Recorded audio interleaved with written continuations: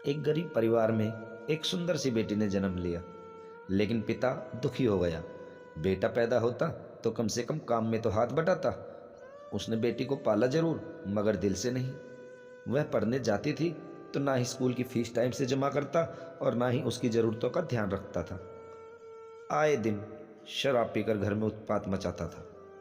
उस लड़की की माँ बहुत नेक और भोली भाली थी।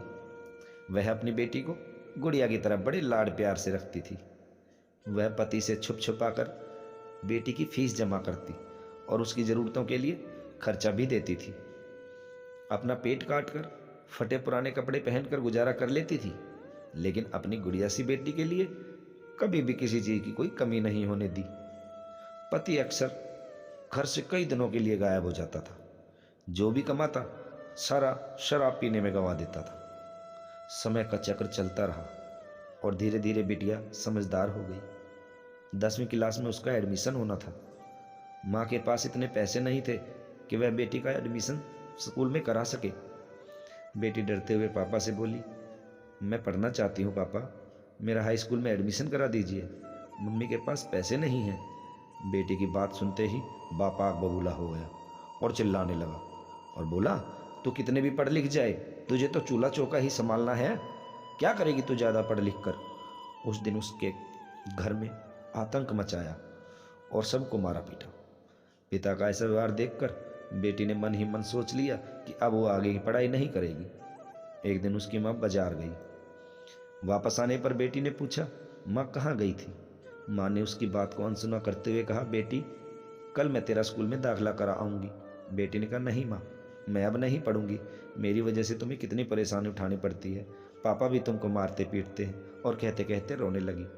माँ उसे सीने से लगाते हुए बोली, बेटी मैं बाजार से कुछ रुपए लेकर आई हूँ, तेरा एडमिशन मैं कराऊंगी। बेटी ने माँ की ओर देखते हुए पूछा, माँ तुम इतने पैसे कहाँ से लाई हो। माँ ने उसकी बात को फिर अनसुना कर दिया। वक्त बीतता गया। माँ ने जी तोड़ मेहनत करके बेटी को पढ़ाया लिखाया।